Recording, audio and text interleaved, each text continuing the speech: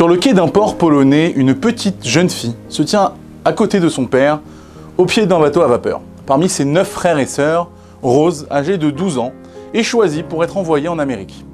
En Pologne, la vie est rude et manger à sa faim est très rare.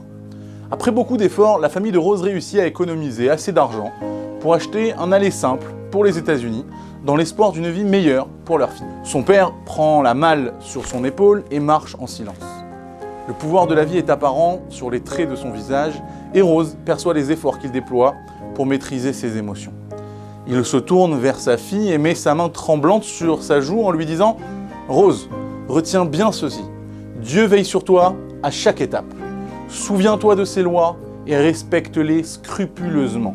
N'oublie jamais ce principe. Les Juifs ont gardé Shabbat, mais c'est surtout le Shabbat qui a gardé les Juifs. La vie sera dure dans ce nouveau pays. Observe le Shabbat, quoi qu'il en coûte. » Rose enlace son père et le serre une dernière fois dans ses bras avant d'éclater en sanglots jusqu'à ce que l'appel du navire les force à se séparer. Pour Rose, ce voyage est rempli de questions et d'incertitudes. Sa famille à New York va-t-elle l'accueillir chaleureusement ou devra-t-elle se débrouiller toute seule dans ce nouveau pays? Elle ne supporte pas l'idée d'une nouvelle vie, loin des siens. Alors que le bateau arrive au port de New York, Rose reste à l'écart, timide et incertaine. Heureusement, ses cousins l'attendent, impatients de l'accueillir.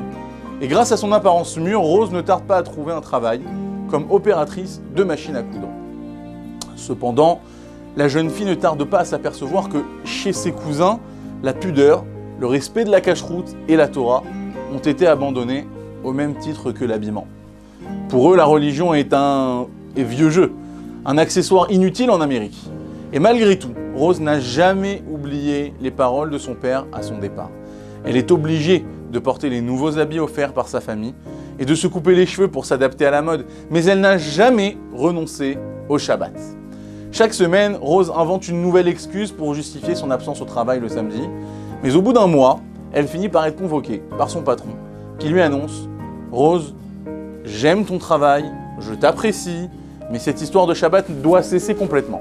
Soit tu viens travailler ce Shabbat, soit dans ce cas-là, tu cherches un autre job. » En apprenant la nouvelle, les cousins de Rose lui mettent la pression. Très clairement, tu vois, tu n'as pas le choix. Tu dois absolument travailler pendant Shabbat. C'est pour ton propre bien. Rose commence alors à douter. Elle est tiraillée entre les paroles de son père d'un côté et le fait de faire plaisir à ses cousins de l'autre, qui l'accueillent chez eux. Elle finit par se dire qu'après tout, il faut peut-être passer par là pour s'adapter à ce nouveau pays. Mais elle n'arrive pas à prendre une décision claire. Le vendredi, Rose se rend au travail en se demandant si elle viendrait ou pas le lendemain. Elle réfléchit pendant toute la journée jusqu'à ce qu'elle se dise « Je suis juive et je vais observer le Shabbat, un point, c'est tout. » La question ne se pose même pas. Samedi matin, Rose n'a pas le courage d'affronter ses proches et de leur faire part de sa décision. Elle préfère alors quitter la maison en prétendant aller au travail. Elle commence alors à se promener dans les rues de Manhattan jusqu'à arriver dans un parc où elle s'assoit sur un banc fredonnant des chants de Shabbat. Les larmes aux yeux. Chadodi likrat kala, pene Shabbat nekabela. Et à la fin de Shabbat, épuisée, Rose a finalement respecté les paroles de son père. Mais cela allait lui coûter cher. Elle n'a plus de travail et a menti à sa famille. Elle avance en direction de la maison, la boule au ventre, redoutant la réaction de ses cousins. Alors qu'elle s'approche de chez elle, elle entend son cousin, Joe, hurler « Rose, Rose, mais qu'est-ce que tu fais ici? Où étais-tu passé ?» Elle lui répond en commençant à pleurer que « Joe, qu'est-ce que je vais devenir? J'ai observé le Shabbat, mais j'ai perdu mon travail. Tout le monde sera en colère et déçu par moi, mais voilà, j'avais décidé de faire ce choix. » Joe lui lance un regard étrange et lui dit « Rose, mais tu n'es pas au courant ?» Il est au courant de quoi? Rose, il y a eu un incendie terrible à l'usine. Seules 40 personnes ont survécu.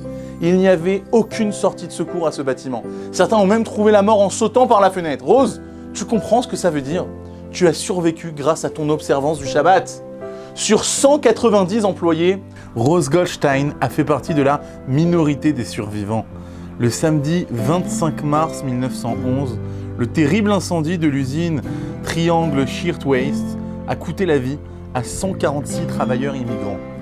Comme son père lui avait dit, c'est le Shabbat qui garde les Juifs plus que les Juifs ne gardent le Shabbat. Shabbat Shalom.